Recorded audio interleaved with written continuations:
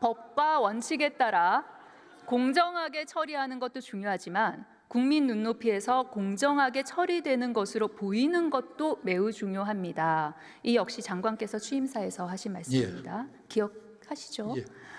평등에 대해 법적으로 따지자면 여러 복잡한 법 이론들이 있을 수 있겠지만 여기 장관님과 법 논리를 따지자는 것은 아니고 장관님이 강조하신 바로 이 국민 눈높이에서 공정하게 보이는지에 관해 한번 여쭤보도록 하겠습니다.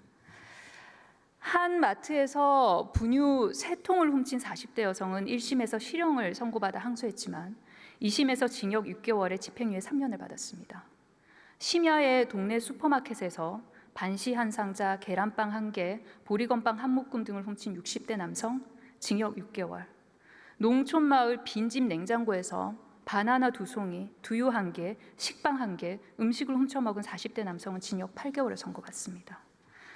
바나나 2송이, 두유, 식빵 모두 배가 고파서 한 생계형 도둑질이지만 이 중 누구도 어느 국민에게도 장관님께서 말씀하신 그 법과 원칙은 피해가지 않았습니다. 생계형 범죄로 정상을 참작할 여지가 있어 보이는 범죄지만 각각 징역형 실형 또는 집행유예를 받았습니다.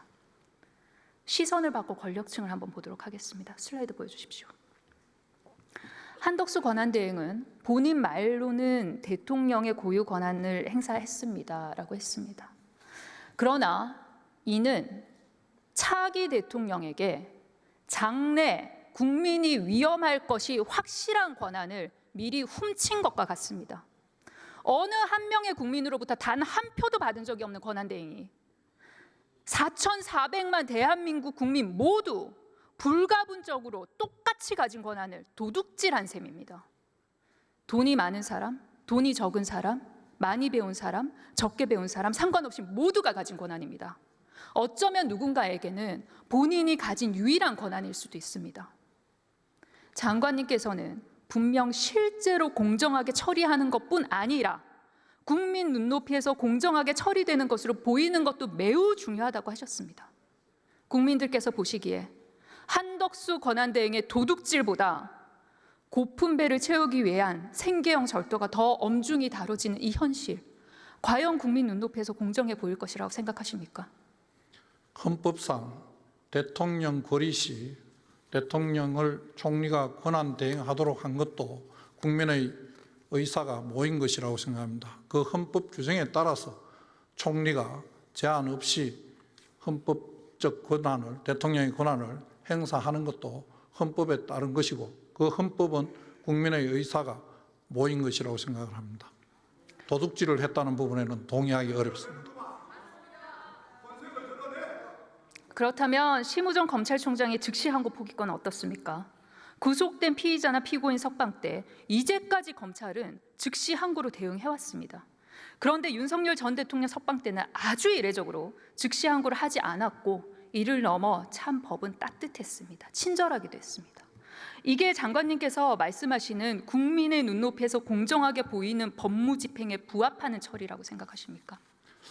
보석과 구속 집행 정지에서 헌법재판소와 대법원에서 그 적시 항고를 했다고 석방하지 않는 것은 위헌이고 잘못되었다는 판결이 있습니다. 그래서 같은 조항에 있는 지금 구속 취소의 경우에 달리 해석한다는 것은 법원이 그 석방하라고 한 부분에 달리 해석해서 그 기본적으로 헌법재판소나 여기서 말한 그 불구속 상태로 재판하는 게 맞겠다 하는 그 내용에 반할 수도 있기 때문에 검찰에서 그런 판단을 하는 것이 아닌가 저는 그렇게 생각을 합니다. 제가 그 당시에 직무가 정지되어 있어서 지금 그 결정 내용에 대해서 구체적인 과정은 알지 못하지만 제가 생각하는 데는 그런 취지가 아닌가 하고 생각을 합니다.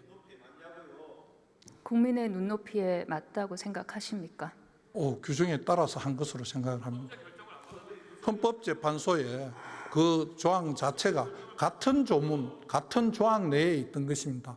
그래서 일부만 위헌 결정이 돼서 조문을 바꾸고 그 나머지 구속 취소와 관련된 부분은 조문이 변경되지 않고 그대로 있었던 건데 취지는 똑같다고 생각합니다.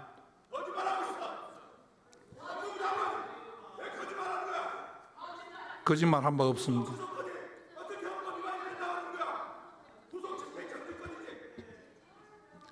거짓말 한 바 없습니다.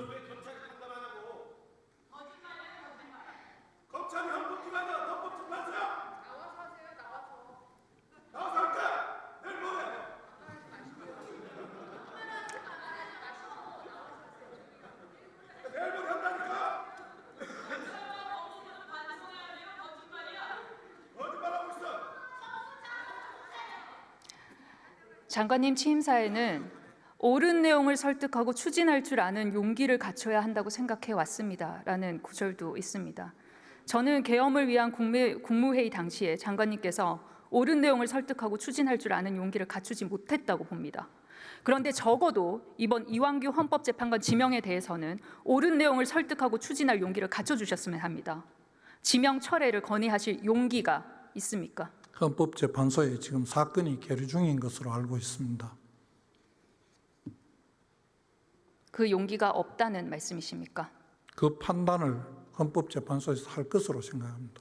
저는 도대체 왜 장관님께서 대한민국의 법무를 관장하는 법무부 장관으로 이 자리에 서 계신지 알 수가 없습니다. 취임사를 보면 공직과 자신의 업무를 복짓는 기회로 여겨 자긍심을 가지라고 하며 법무부 공무원들을 격려하셨습니다. 그런데 제가 오늘 들어보니 복짓는 기회가 아니라 그가 죄짓는 기회로 삼으셨던 것 같습니다. 제발 대정부 질문이 끝나고 돌아가는 길에 제가 드렸던 본인의 취임사를 꼼꼼히 읽어보십시오. 공직을 떠난 지 6년여 만에 국민과